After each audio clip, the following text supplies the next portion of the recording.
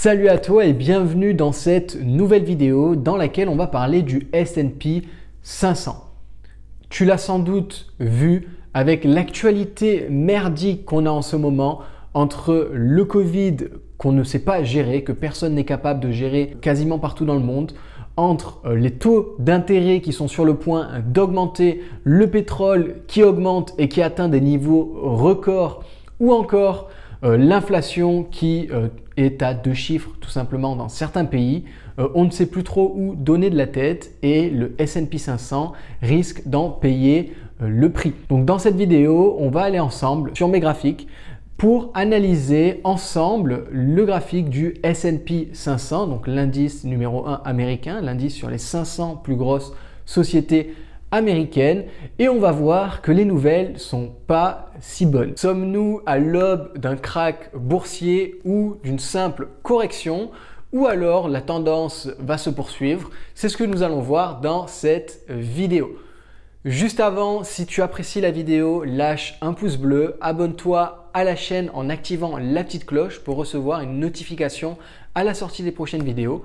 Et tu peux également rejoindre ma formation totalement offerte dans la description. Ok, donc on se retrouve ici sur le graphique du S&P 500 sur TradingView afin de faire une petite analyse technique sur ce qui éventuellement va se passer pour le S&P sur les mois à venir pour cette année 2022.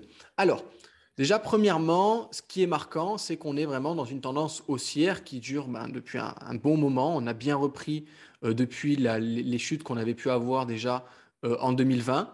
On a vraiment bien repris.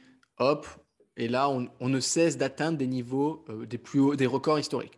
Donc là, on voit clairement la tendance haussière qui est dessinée juste ici, avec des points bas de plus en plus hauts et des points hauts de plus en plus hauts, ce qui détermine ce qu'est la définition, disons, d'une tendance haussière. Maintenant, là où on va commencer, entre guillemets, à s'affoler, c'est qu'on commence à avoir des signes sur le graphique que le marché peut potentiellement se retourner. Premier signe, on va ajouter un indicateur, le Relative Strength Index, donc le RSI. Hop. Donc déjà, premier signe, ici, on peut voir qu'on est dans une tendance haussière. Là, qu'est-ce qu'on voit? On voit qu'on a une divergence sur ce RSI. Je rappelle qu'une divergence sur le RSI, c'est souvent un signe de retournement de tendance. Alors, bien évidemment, ce n'est pas parce que le RSI commence à se retourner maintenant qu'on va avoir un retournement de tendance. Pour le moment, rien n'est confirmé. En revanche, c'est un premier point à mettre dans la case d'un retournement sur le S&P 500. Pour le moment, il n'y a pas forcément d'affolement à avoir dans la mesure où on est encore dans ce canal haussier, dans cette configuration haussière. On y est encore, mais on a un premier signal déjà que potentiellement, ça peut se retourner. Deuxième signal qui dit que potentiellement, ça peut se retourner, c'est on a commencé à avoir une compression.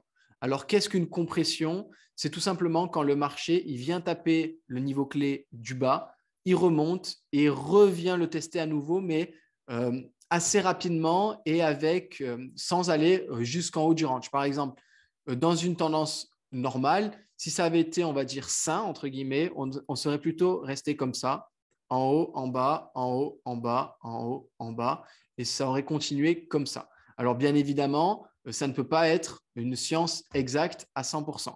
En revanche, là, qu'est-ce qui se passe? C'est qu'on a le marché qui descend, monte, descend. Là, il est monté pas tout en haut, mais quasiment. Il descend, il remonte. Là, il descend et là, il s'arrête, même pas à mi-chemin, un peu inférieur à mi-chemin. Et donc, c'est une petite compression qui vient se faire. Alors, elle n'est pas ultra nette, disons, mais elle est quand même présente et elle peut, je dirais, inquiéter par rapport à un signal de plus qu'on va casser cette tendance. Si on descend par exemple dans les unités de temps, mettons H1, on peut voir que la compression a un peu plus d'impact qu'en daily. En daily, on voit que c'était monté jusqu'ici. Là, on voit que ça a commencé à comprimer un petit peu à ce niveau-là. À ce niveau-là, on commence à comprimer. Donc, c'est assez inquiétant, disons. Un point qui peut être assez intéressant ici, c'est qu'on vient de faire un gap à l'ouverture à la séance. Donc aujourd'hui, on est le 18 janvier pendant que je tourne cette vidéo et on a ouvert avec un gap. Donc, qu'est-ce que ça signifie? Si on a, entre guillemets, de la chance, donc quand je dis de la chance, c'est pour tous ceux qui sont positionnés à la hausse sur le S&P, ce gap, il se transforme en cette figure-là. Et donc, si on a cette figure, ce petit îlot, c'est un signal de retournement haussier. Donc, le marché devrait continuer et repartir à la hausse. En revanche, si on a juste le gap qui vient ici et qu'ensuite il clôture très rapidement ici sans vraiment former l'îlot, donc quand je dis qu'il clôture, qu'il vient retrouver son point d'ouverture, premièrement, s'il vient retrouver son point d'ouverture, on peut continuer dans la compression et ça ne devra pas invalider la théorie, disons. Deuxième point, c'est peut-être un gap pour indiquer qu'on va casser vraiment ce niveau, parce que c'est un niveau très puissant. Peut-être qu'il va être cassé via un gap. On ne sait pas encore, on va voir. Là, pour le moment, on n'a aucune confirmation claire et nette. Donc, tout va se jouer maintenant. Tout va se jouer maintenant dans les prochaines semaines. On va dire, il y a 3 scénarios possibles. Enfin, vous allez me dire, comme toujours en bourse, soit le marché descend, soit le marché monte, soit le marché stagne. Là, pour le coup, ici, là, quand on est pile poil sur ce niveau, on ne peut pas prendre de décision et je ne vous recommande pas de prendre de décision. Même si, quand on regarde les fondamentaux, hausse des taux d'intérêt, inflation à 2 chiffres dans certains pays, la hausse du pétrole, tout ça, c'est des signaux qui disent que ça sent pas très bon pour le S&P 500, ça sent pas très bon globalement pour tout le monde, hein, et qu'on devrait casser à l'inverse. Mais on n'est pas à l'abri d'une décision prise par la Fed, on n'est pas à l'abri d'une décision qui peut tout changer. Donc, il faut rester à l'affût de tout ça, même si globalement, aujourd'hui, d'un point de vue fondamental, on n'est pas très bon, malgré le fait que certaines entreprises ont d'excellents résultats. D'un point de vue technique, on commence à être pas très bon, même s'il n'y a rien pour le moment, il n'y a rien d'alarmant à 100%. Tant qu'on n'a pas la confirmation, ça va. Confirmation, quelle serait la confirmation? On peut avoir, pour quelqu'un qui va être plutôt agressif sur les marchés, une première confirmation serait de casser cette ligne basse de la tendance haussière. Une cassure pourrait indiquer, pour être une opportunité de vente à découvert sur le S&P 500. Deuxième niveau à casser qui pourrait être intéressant et qui pourrait représenter un niveau, c'est ici. Si on casse celui-là, si on casse ce niveau, il y a fort à parier qu'on va descendre au moins jusque-là. Il y a fort à parier qu'on va descendre au moins jusqu'ici, donc aux 4200.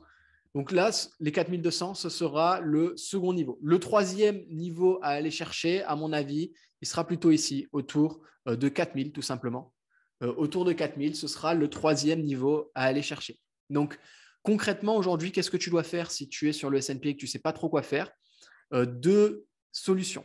Première solution, si tu as investi dans beaucoup d'entreprises du S&P 500, notamment des entreprises qui n'ont pas des fondamentaux extrêmement solides et qui ne sont pas forcément réputées pour avoir un graphique qui tient le coup en période de crise, dans ce cas, moi, ce que je te recommanderais, c'est de vendre tes actions, de récupérer tes bénéfices et d'attendre avant de rentrer de nouveau en position.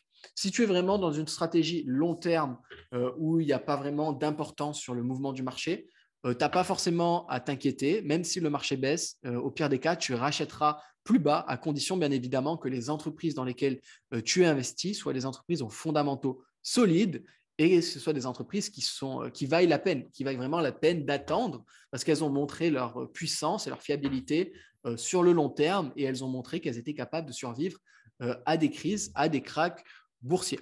Donc vraiment, garde ça en tête. Moi, ce que je te recommande là, tout de suite, c'est d'attendre d'avoir un signal, d'attendre d'avoir une cassure pour ici vendre, potentiellement vendre à découvert pour tirer profit de cette chute, entre guillemets, du S&P 500 si ça se produit. Donc, attendre qu'il y ait la cassure d'un de ces 2 niveaux. En fonction, si tu es plutôt agressif, tu peux y aller au niveau rouge. Si tu es plutôt le contraire de agressif, je ne sais plus ce que c'est.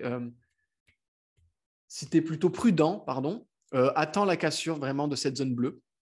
Ce sera mieux pour toi. Les gains seront plus faibles, mais au moins, tu auras pris, entre guillemets, moins de risques. Et troisième point, si tu es plutôt quelqu'un qui qui veut tout le temps attendre, qui veut investir, on va dire, sur le long terme et qui veut avoir des positions en longue, donc pas en short, en longue à l'achat, dans ce cas, attends un signal d'ouverture du marché, attends un signal de retournement du marché. Donc, je te l'ai dit, le signal de retournement, ça peut être le gap qui forme un petit îlot ici, ça peut être un signe de retournement. Autre signe de retournement, tout simplement un gros rebond, c'est-à-dire que là, on se met à avoir une mèche énorme et ensuite le marché commence à repartir. Donc, attends la bougie de confirmation. Si on a une grosse mèche qui vient se former ici, attends une bougie verte solide pour pouvoir entrer en position à la hausse si tu veux parier à la hausse. Mais là, quoi qu'il en soit, aujourd'hui, fondamentaux pas bons, qui ne sentent pas bons pour le S&P. Divergence qui commence à pas sentir bon. Divergence du RSI. Troisième point, la compression qui commence à arriver. Il y a une petite compression qui est là.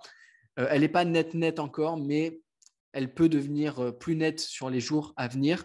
Donc, cette compression, ce gap qui n'est pas forcément bon, avec toutes ces informations, ça commence à sentir vraiment pas trop bon pour le S&P. Donc, moi, ce que je te recommande, c'est d'attendre et de ne pas prendre de position maintenant, juste d'attendre que la situation évolue. Si tes investissements dépendent, on va dire, d'une entrée en position tout de suite maintenant, c'est qu'il y a un problème dans ta stratégie d'investissement parce que attendre doit faire partie de ta stratégie d'investissement. Être capable d'attendre, ça doit faire partie de ta stratégie. Donc, si tu as peur de rater une opportunité parce que tu auras attendu un petit peu, surtout sur le S&P 500 et surtout sur des grosses entreprises qui composent le S&P 500, c'est que ta stratégie n'est pas bonne. Autre point, dollar cost averaging. Si tu ne veux pas te prendre la tête avec les graphiques et que tu veux continuer d'investir semaine après semaine ou mois après mois, fais du dollar cost averaging là-dessus. Si tu sélectionnes les bonnes entreprises, des entreprises fiables, tu seras toujours gagnant. C'est tout pour cette vidéo. Comme tu l'as vu, le mot d'ordre aujourd'hui, c'est attendre un signal concret sur le S&P 500 avant de faire une action, que ce soit en achat ou en vente. Si la vidéo t'a plu, je t'invite à la liker, à commenter en me disant ce que tu en penses et si tu aimerais de nouvelles analyses de ce style. Pense également à t'abonner à la chaîne en activant la petite cloche pour recevoir une notification à la sortie des prochaines vidéos. Tu peux toujours récupérer ma formation totalement gratuite pour t'initier au monde des marchés financiers qui se trouve dans la description. Je te dis à très vite pour une prochaine vidéo. Ciao, ciao!